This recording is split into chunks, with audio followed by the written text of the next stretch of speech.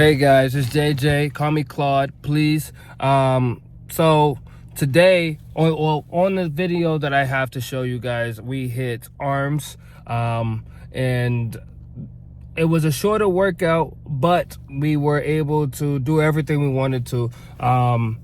It's probably only shorter because nobody talked to me for like 30 minutes. Nobody thought to come up to me for an extended conversation on this particular day, probably because it was Friday and everybody that I know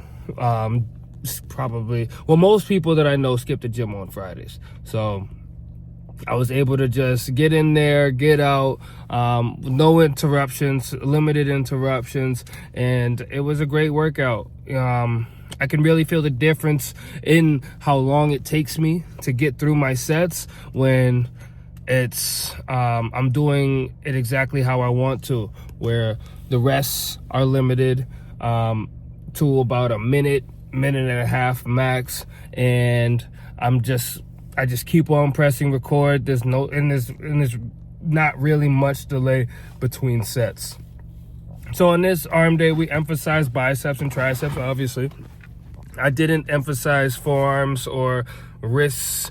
This is usually what I'm trying to do, especially when it's not a day where I'm focusing on, I do focus on the muscle, but I also like to focus on the joints for these exercises. So locking the wrists, unlocking the wrists, making sure that when I unlock the wrist, I'm getting a better stretch in my bicep. I'm getting more of a contraction in my bicep. When I'm locking the wrist, making sure that my wrist stays locked throughout the entire set and that I have the strength for my wrist to do exactly what I want them to do.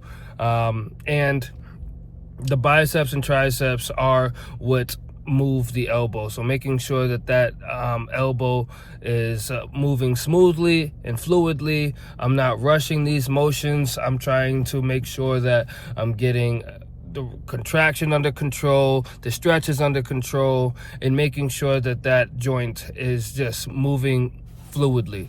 I want to emphasize that because I feel like, a lot of people might miss a chance to train the elbow when they are doing arms.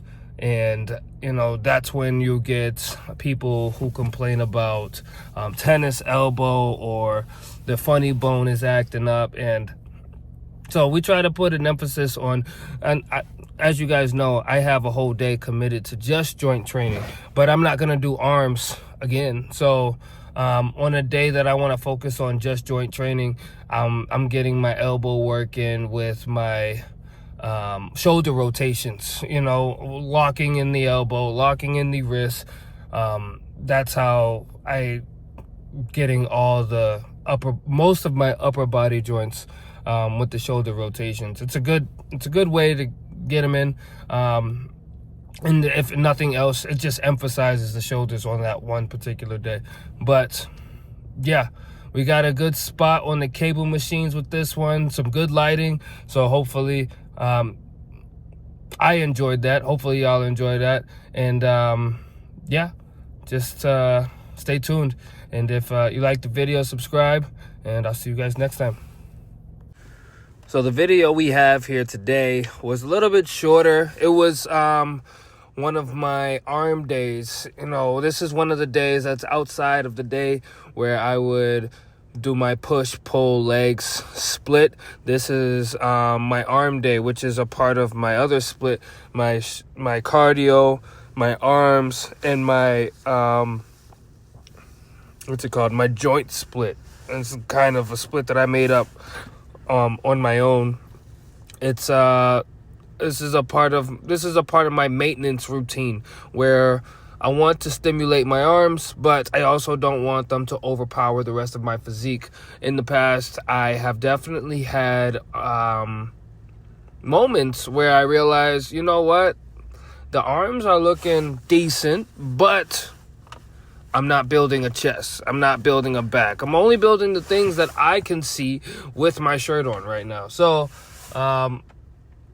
And you know what? Maybe if I built those other things, I'd be able to see those with my shirt on as well. Starting to get there these days. I see a little line on the chest right now.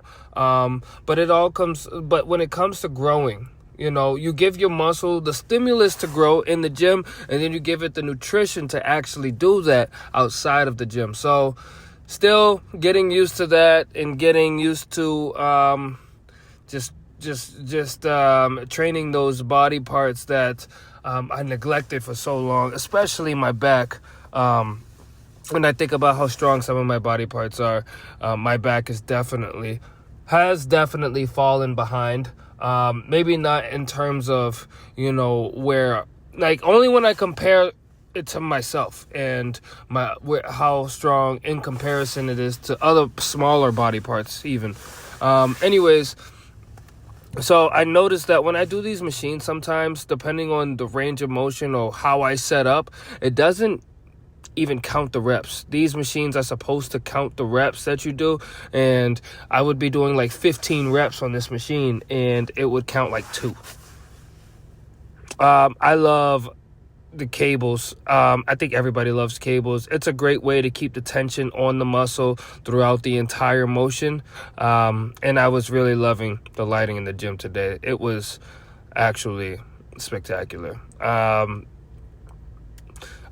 This was on a Friday afternoon, or was it Saturday? I can't remember off the top of my head, but this was, the gym wasn't too packed, so I actually got a chance to use the cables, and it was a great time of day. So here we're just letting the arms hang all the way down and letting my arms feel the tension through the stretch, through the contraction, and we're trying to take our wrists and our forearms out of the motion.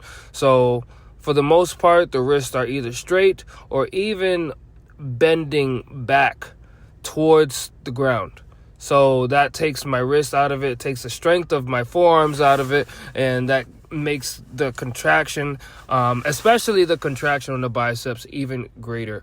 So was really enjoying that for this workout. And the arms, from what we can see here, it looks like the arms were really enjoying the stimulation as well.